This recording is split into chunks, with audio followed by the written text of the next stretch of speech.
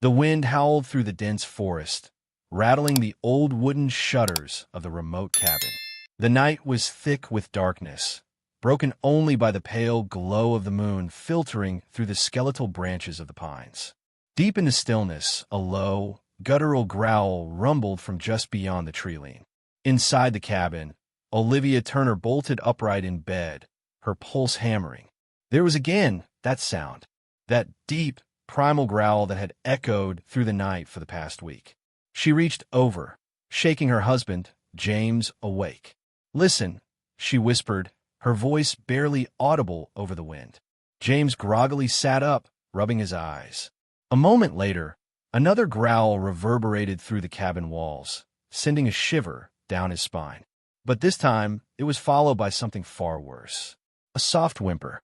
Olivia and James exchanged panicked glances before rushing to their daughter's room. 5-year-old Sophie was curled in her bed, her tiny frame trembling beneath her blanket. The moonlight cast eerie shadows across her pale face, her eyes wide with something between fear and fascination. "The bear," she whispered.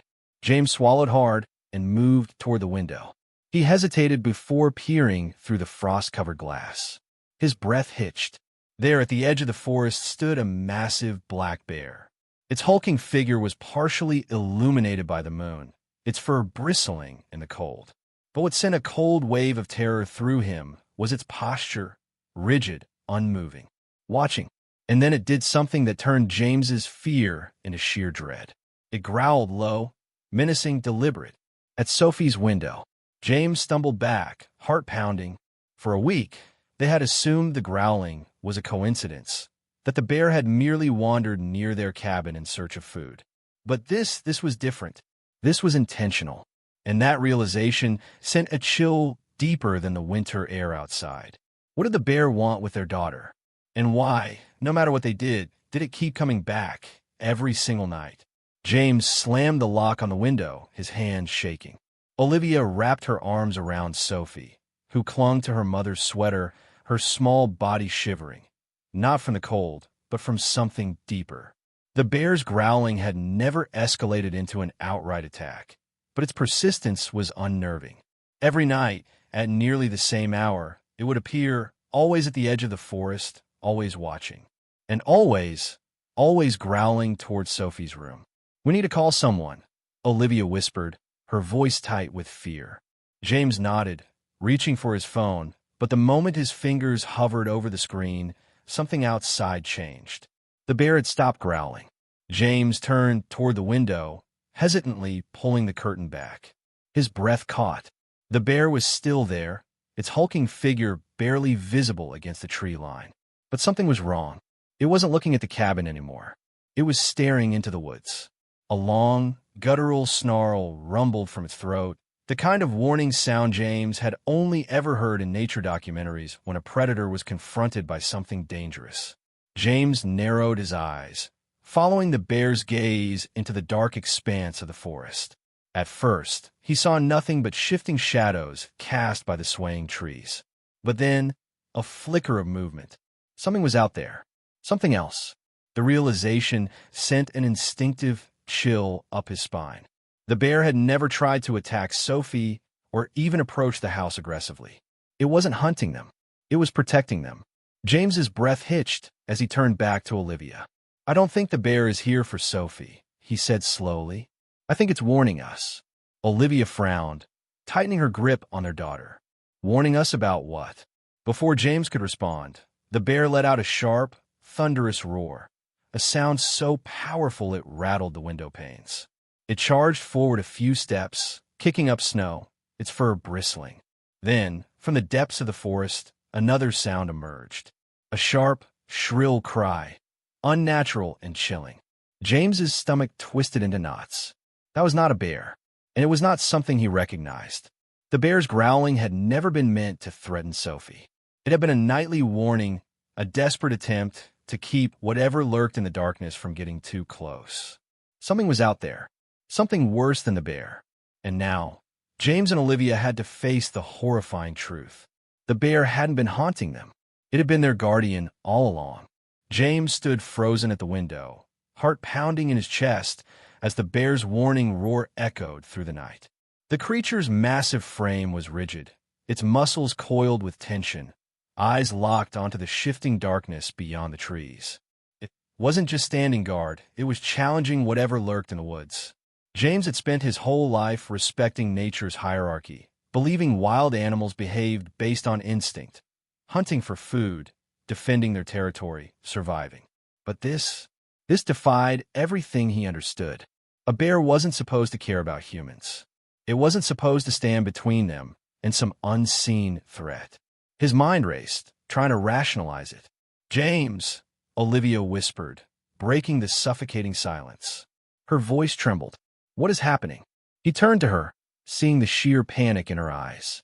She held Sophie close, her hands gripping the child's small shoulders like she could anchor her to safety. Sophie, however, was eerily still.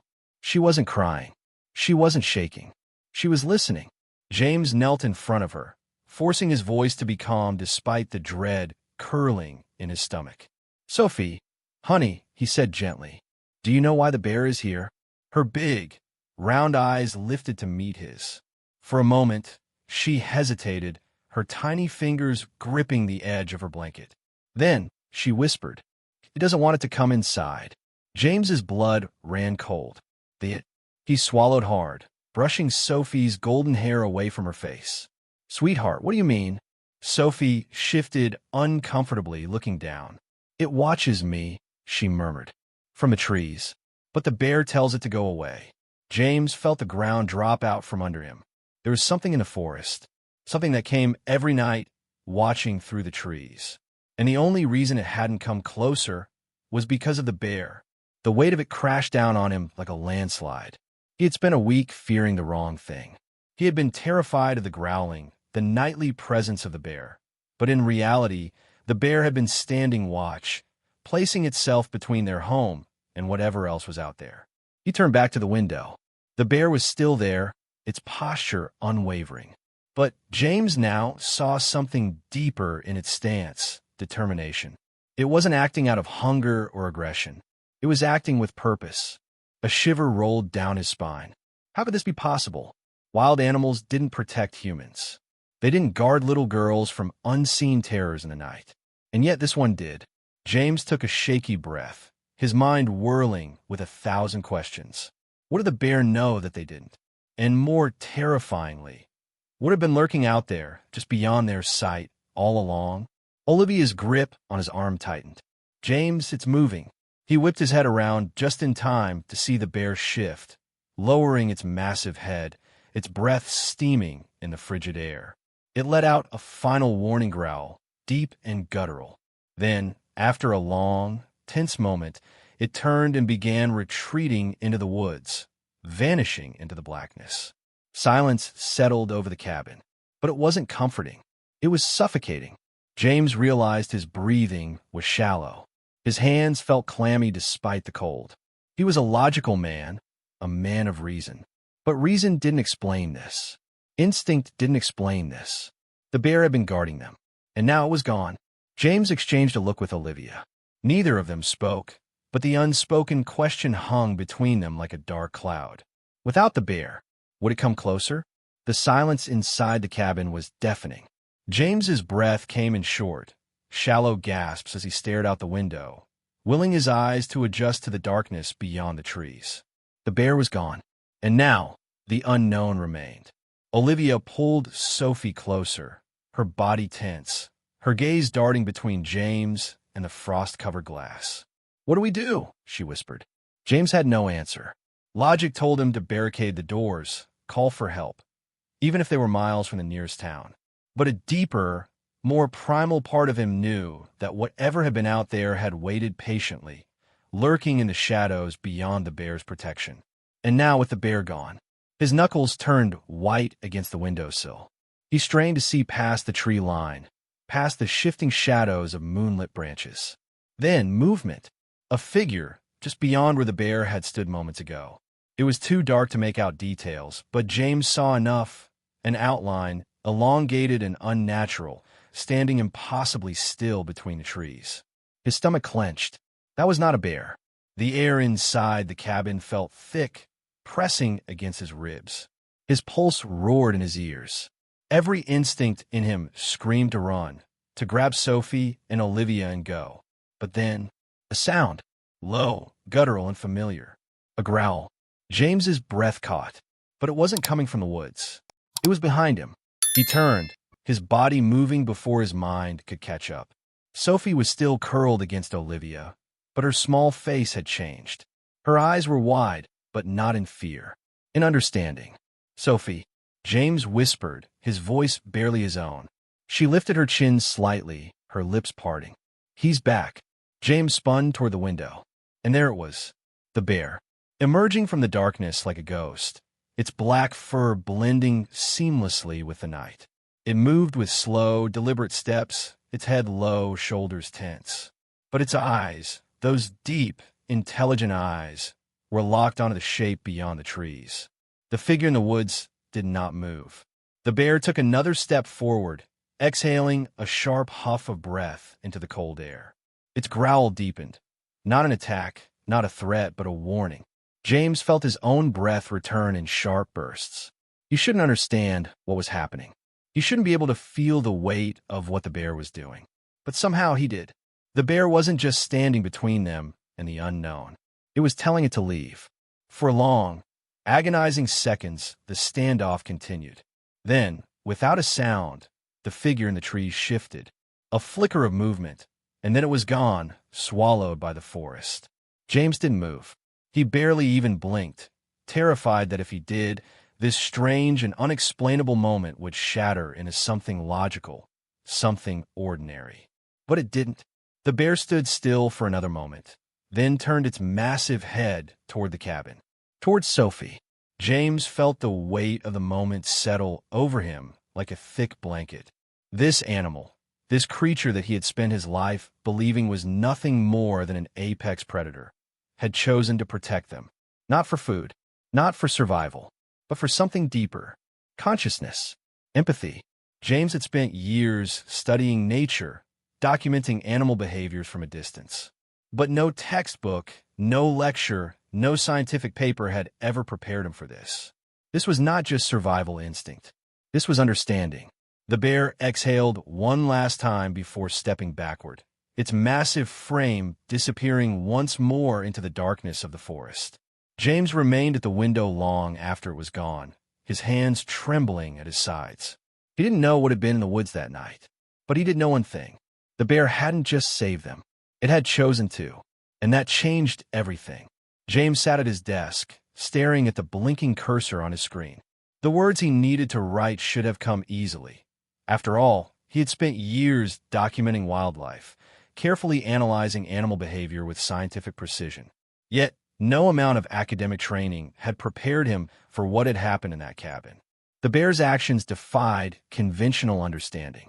It had not been motivated by hunger, competition, or survival instincts. Instead, it had displayed something far more profound: awareness, intent, and, dare he say it, compassion. James exhaled slowly, rubbing his temples. If he wrote about what he had witnessed, would anyone believe him? The scientific community thrived on data, peer-reviewed studies, and measurable patterns.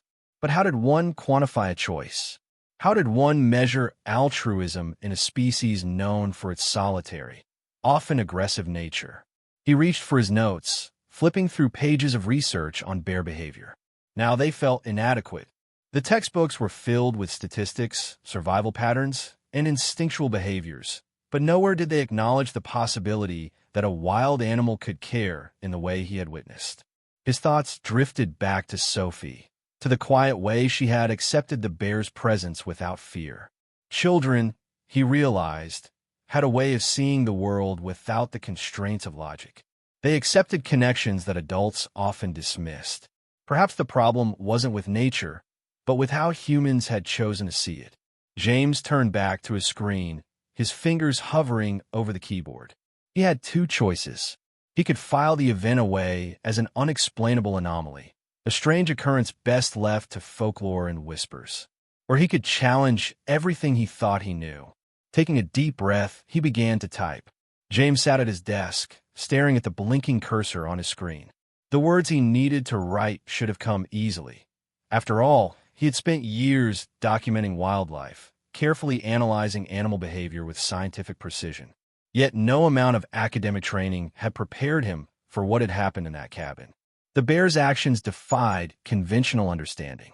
It had not been motivated by hunger, competition, or survival instincts. Instead, it had displayed something far more profound: awareness, intent, and, dare he say it, compassion. James exhaled slowly, rubbing his temples. If he wrote about what he had witnessed, would anyone believe him? The scientific community thrived on data, peer-reviewed studies, and measurable patterns. But how did one quantify a choice? How did one measure altruism in a species known for its solitary, often aggressive nature? He reached for his notes, flipping through pages of research on bear behavior. Now, they felt inadequate.